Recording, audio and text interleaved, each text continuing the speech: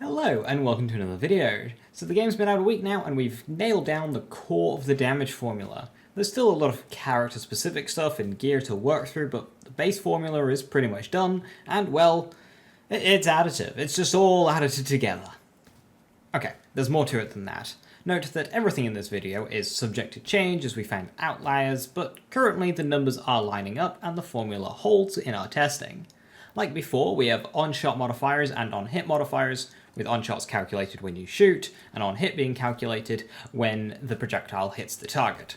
So starting with on-shot, we have of course the base card damage of what we're dealing damage with, such as a gun. Times this by amp times specific enhancement bonuses. Note that all discovered types of amp will add together, so that's going to be shield amp, rep kit amp, and Eamon's Dragon's Breath skill. These will add together. Multiplied by our enhancement bonuses, specifically enhancement gun damage, enhancement weapon type. These two will add together. However, the enhancement main bonuses still need to be tested against these two passives. I would predict that they are in the same column, but that needs testing. Enhancement splash and enhancement crit, however, will be going in the on-hit damage of the part of the damage formula next. So now we take this and multiply it against everything that is calculated on the on-hit portion, which this bit is very simple. We're unofficially calling this part of the formula the soup. I've taken to calling it the base of our damage formula, but yeah, it's just everything else, and these are going to be all additive together. So gun damage, plus gun type damage, plus your damage skills, plus splash bonuses, plus elemental bonuses, plus your specializations, plus debuffs. This includes knife and payload, plus enhancement passive splash damage, and plus our crit modifier. Then we take all of that and multiply it with elemental matchups, so fire on flesh, corrosive on armor, etc, etc. Now, I did crit modifier there, that we can break down a bit more, because crit in this game is a little weird, but it's still quite simple. Now, everything in here in its own bracket gets added to the rest of our on-hit bonuses, added into the soup. Card crit, add enhancement crit passives, add times 2 skill tree bonuses. So all of our crit bonuses that comes from our character's skill tree gets multiplied by 2. So if you have a skill that gives 3% crit damage per point, in practice it's giving 6% per point. No, per point. Onto bonus elements, as far as I'm aware, they work exactly as they did in Borderlands 3. It takes your base card damage again, runs it through your formula, and spits out as a percentage of the bonus element. So the What's for Dinner shield, for example, is a 25% bonus shock element. So it'll typically do about 25% of the damage of the final hit of the bullet that spawned it. This makes them very healthy to go for in this game. It does need to be tested if splash boosts apply, while they did not in Borderlands 3. And well, that's kind of it.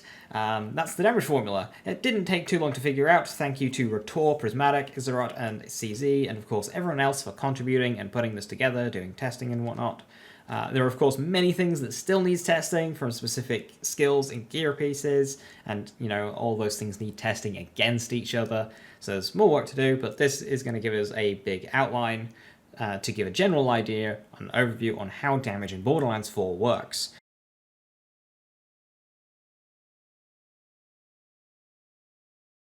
Okay, so what does that mean? That's a whole lot of words, that's a formula, how do we interpret this? Well, hopefully this blackboard of beautifully written words is enough to help break this down. So, the left two columns, we have the base formula, this is our on-hit, and the enhancement, our on-shot. And I've only included the stuff that we have control over, so element matchup, that's just going to be a thing that's there. It's just fresh malt, we can ignore it for now. But then I've also added these extra two columns, bonus element and fire rate. These do not go into our damage formula, but they are affecting our total damage output. If my formula gives me an output of 1000 damage, a 50% bonus element will get that formula and be able to spit out 500 damage, because it's a 50%.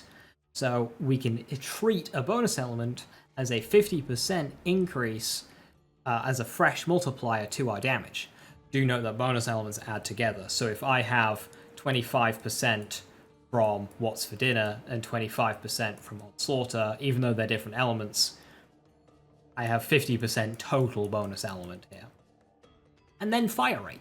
Well, it's per second. Well, if my damage formula is allowing me to deal 1,000 damage every shot, then increasing my fire rate is allowing me to deal that damage more often.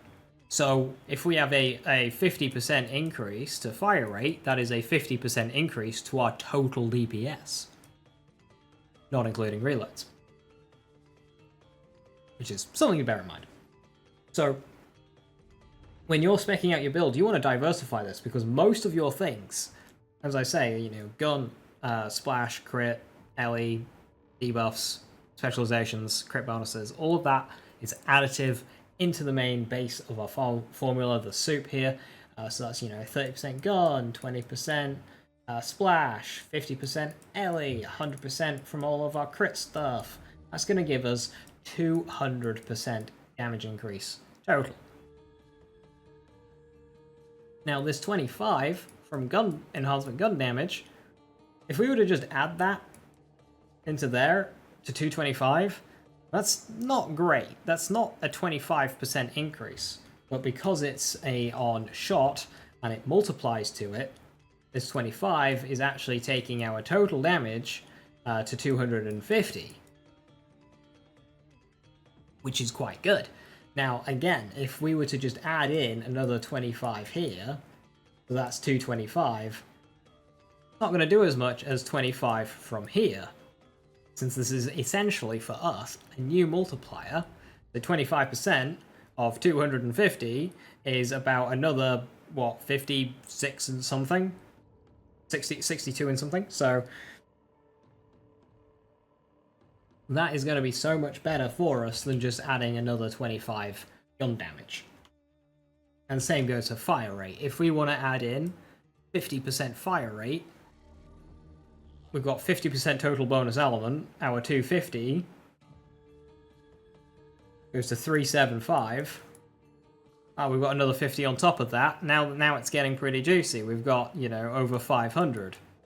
Don't want to do the maths. We're doing over 500 now. Whereas if we had just added a 50 and a 50, that's only 100. That's only 350. That's pretty rubbish. So once you've got a full build going, and you're choosing between 10% gun damage per point, 10% fire rate per point, if we have 200% total damage output, it's at that point, 10% gun damage to go to 210, that's a 5% increase. That's the same as a 5% fire rate bonus. So, and you're going to clear 200 pretty quickly. With most builds, you're going to clear 200 quickly. A lot of builds can get to 1,000. So, yeah, it becomes very quick that boosting fire rate is the way to go. Getting bonus elements is the way to go. Making sure you've got a good enhancement. Right now, my best enhancement is a Vladoff one with gun damage and sniper damage on it, because that is a separate column to everything else. So that's more important for us, since this number is always going to be bigger.